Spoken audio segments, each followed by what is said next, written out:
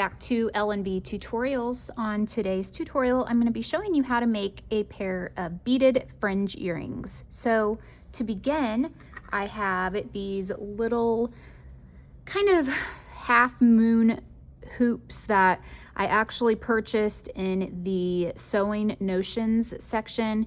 So you can certainly use ones that are purely made for jewelry making, but I had these and just kind of wanted to utilize them. So the concept here is that we're going to have an earring hook or ear wire that's going to hang from the top, and then we're going to have some fringe sections of beads that will hang down, so several strands of beads. So what we want to do first is create the fringe. I have some thread here that's kind of a beige gold color, so it doesn't stand out. I don't want a lot of contrast between the thread and the little hoop that we're using at the top, or sometimes these are called bezels, like an open bezel. Just depends, again, where you get them, what exactly it is, and so on. So again, I chose this kind of beige color. You could try to match it a little closer, but for the thread itself being so thin, it should be fine. I also have a beading needle here. So the nice thing about this is it is so thin that it's going to allow me to go through my itty bitty little Miyuki beads. These are 2mm Miyuki beads, and I want to be able to go through them with the needle and thread twice. So through them one way and then back through the other way. If you have a needle that has a regular, a regular sewing needle with the eye at the end, it most likely is going to be too big to fit through there. So I will start with cutting off a piece of thread, and I'm keeping in mind that I'm running through my beads twice, so I want basically double the amount of what I think I would need. I'm gonna start with about 4 feet. If I have to add more on, it's not a big deal. I prefer not to, but so let's cut this here, okay?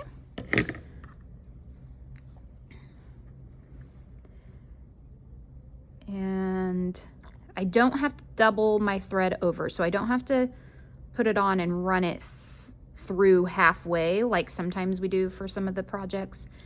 With this, I just need to make sure that it's through enough to stay in place like this.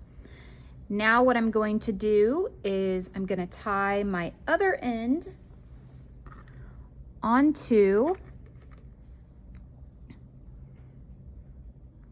the little hoop, whatever you've chosen. Triangle ones of these are really cute for this project. Again, I had these, wanted to utilize them, so I'm going to. And you could certainly use whatever size you want. I'm kind of doing this backwards here. There we go.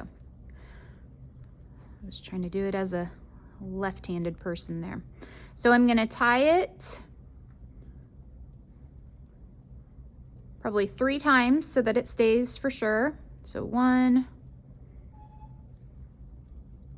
2, and 3.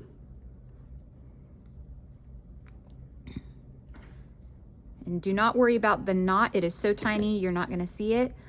For now, I'm going to trim it just a little. I'm not going to trim it completely. I just want to make sure it stays secure before I start putting the beads on. And I have, again, 2mm, which are very tiny. These Miyuki, the nice thing about the Miyuki beads is they're cut the exact same. Whereas sometimes when you buy seed beads, they can be kind of misshapen and not all the exact same size and shape. So this will allow the pattern that I want to create to show up well. So I'm kind of doing this like color blocking. So I'm going to have a section of this cream color. It kind of appears a little white here, but I'm going to do a cream, and then I'm going to do like a mustard yellow, and then kind of a teal at the bottom. So I'm going to dump out some of these. I'm going to begin beading them on, and my students kind of struggle with I've tried several times showing them how to feed the beads on when you're using like a little container and you have all the beads in there, and they, for whatever reason, they really struggle with that. So for the sake, for their benefit, I'm going to feed these on one at a time. You certainly do not have to do that. I'm gonna kind of keep track of how many I'm putting on. So I've got 3, 4, and I think I'm gonna do 10 of these. I'm gonna do 10 of these, and then I'm gonna do probably, let's say 4 of the yellow and maybe 6 of the teal. So I'm gonna put those on this one strand, and then when I return, I'm gonna show you how to feed the needle back through them. Okay, so I ended up doing 12 of the cream, 5 of the kind of mustard yellow, and 8 of the teal. So I have that whole row on. I'm gonna pull them up into place. You wanna be careful when you're doing your first strands, couple strands, that you are cautious not to get your thread tangled. Okay, so now I'm going to skip the first, or the last bead that's on here. I'm not gonna go back through that one. If I go back through that one, what's gonna happen is all of the beads are gonna end up falling off. So instead of going through that one, I'm gonna kind of move that out of the way, and I'm gonna start going through all of the other beads. I'm trying to do it flat so that you can see what I'm doing. I may have to pick them up, but I'm just feeding this through.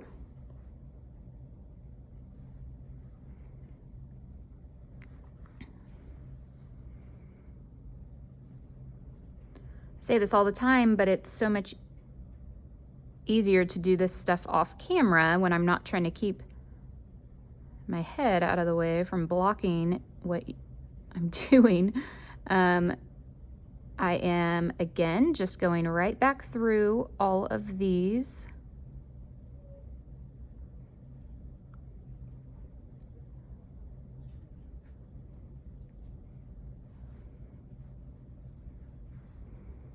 And we've got a couple more I missed there. 1, 2, and the last one. And then from here, pull your thread all the way through, and it's gonna catch on that last bead because we didn't go through it.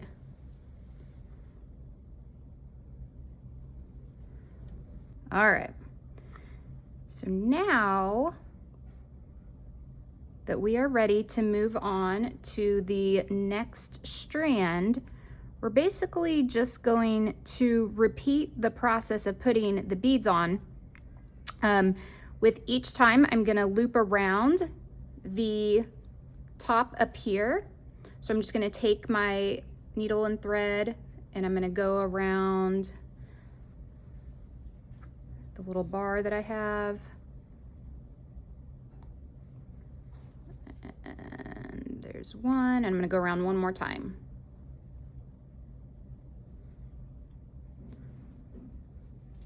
Just so that my thread is ready to start in position in the next place. This is, you know, pretty delicate work, so just keep that in mind, that you have to be patient as you are working. Don't get frustrated. Sometimes my students do with ones like these, but you'll get the hang of it once you get going. Okay, so I am going to continue this. Again, I'm just going to put the same strand of beads on. If you wanted to do some kind of a pattern, you can. I am doing, like I said, color blocking, so every strand that I hang on is gonna look this exact same. So when it's finished, it's gonna look like there's a whole section of cream, a section of the mustard yellow, and then a section of teal. So I'm guessing that I'm gonna end up having 9 or 10 fringe strands on here.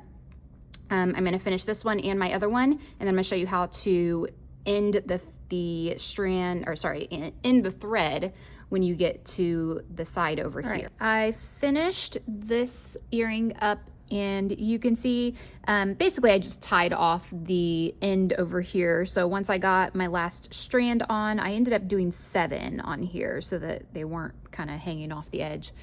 Really looks like a jellyfish, a student said as I was making it, which I just realized is pretty accurate. But I just tied off the side, so knotted it a couple times, trimmed it off.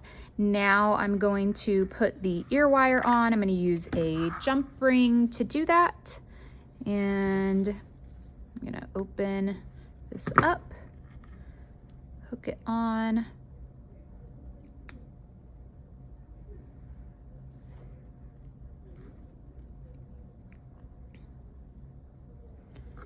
And then put the ear wire on.